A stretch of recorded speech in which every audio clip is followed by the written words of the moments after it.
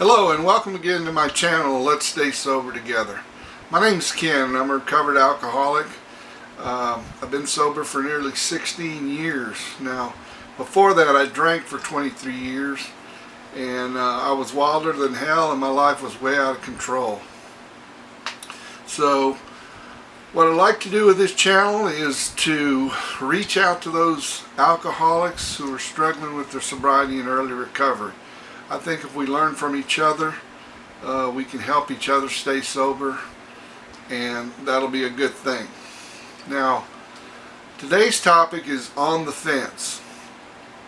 And what I want to talk about first is my transformation with believing and having trust and faith in God. It wasn't always that way. For many years I didn't care about God and I didn't feel that God cared about me. I always thought of God as being part of religion, and I didn't want anything to do with that. Now, if you don't believe in God right now, or you're having trouble trusting or having faith, I say just keep an open mind to it, that God or divine intervention is what can get you sober and help you stay sober. It could take some time. I know for me, for the first year or two, it took me a while to begin to develop that faith and trust. And the way I did it was through prayer routine, by witnessing changes in my behavior, and also seeing behavioral changes in people that were also alcoholics who had trust and faith in God, and I saw them being positive and happy people. So it could take a while, but just hang in there and keep an open mind. Now, today's topic on the fence, I want to share a couple of short stories with you. When I was in rehab some 20 years ago, there was a gentleman speaking on the first step of the 12-step program, and he happened to be a world-acclaimed speaker who was volunteering at this rehab. And his topic of the day was sunlight of the spirit. And he was letting us know how important it was to have God in your life if you wanted to get sober and stay sober. So here I was, a person who didn't really care anything about God and certainly didn't believe that that was the way I was going to get sober. So I found myself sitting in the room with about 50 other patients, and I was in the middle of the room, and that's really unlike me because I'm always a person who sits in the back, stays quiet, never raises their hand or volunteers for anything. But I found myself in that middle of the room raising my hand, and when I was called upon, I explained to him how I felt I was on the fence. I didn't know if I wanted to keep drinking or if I could really come into that realm and believe in the sunlight of the Spirit. So he replied in a pretty direct tone. He goes, you'd better come to the sunlight or the Spirit or live an alcohol death. You can't sit on the fence and have both.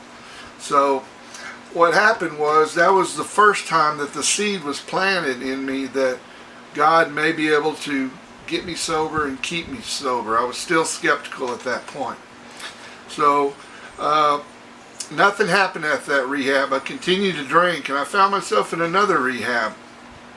And we were in one of our meetings, and there was a gentleman in his mid-80s. I remember him very clearly. He had jet black hair, a jet black mustache, and he's very soft-spoken, and he was sharing his sobriety and his experiences over the past 40 years. And he'd been doing this, talking to groups for many years. Well, he made a comment as he went along, and it was, you'd better find God or else. Well, of course, that didn't sit well with me. I happened to have been ordered to this rehab, and I didn't want to be there anyway. So, at the end of his meeting, he asked if we'd kindly fill out a comment card located in the back of the room. So, as I did, I was angry. I grabbed a pen, and in big letters across the page I wrote, "Stop preaching." Well, the next week that gentleman came back to give us another meeting, and he started off very slowly. And he basically said, before I start this meeting, I want to share something that I've never run across in my 40 years of helping other alcoholics. And he said, one of the comment cards that was given to me said, "Stop preaching." And I remember him saying those words and almost bringing a tear to his eye. He said, "By no means do I feel I want to force anything upon you. I just was sharing what's worked for me and what I know has worked for many fellow alcoholics." And he goes, "By no means did I mean to preach to you. I'm sorry if I did that." So, of course, I looked around. Everybody was looking at me because they know I'm the one that wrote that on the comment card, because all week I was going around, who does this man think he is, impressing God upon me. So, looking back now, if I could, I sure would like to apologize to him. I'm sure he's not around anymore, but if he was, I would. I'd like to say thank you, because he also planted a seed that was so very important in my life. And those two separate occurrences, I think, are what helped me develop faith in God. So, like I said before, just keep an open mind and see what happens. And I think you'll find that faith in God will keep you sober, and that's going to be good for everyone. Now, one thing I'd like to share is, when you hear me talking about God, and I have very much in this video and prior video as well on staying sober today, I just want you to know that I'm letting you know what has worked for me in terms of how my life has changed by having faith and trust in God. By no means am I trying to impress God upon you, or shove it down your throat per se. I'm just sharing what worked for me and what I know has worked for a lot of other people. I didn't come up with this concept. I didn't make it up. It's just something I learned along the way.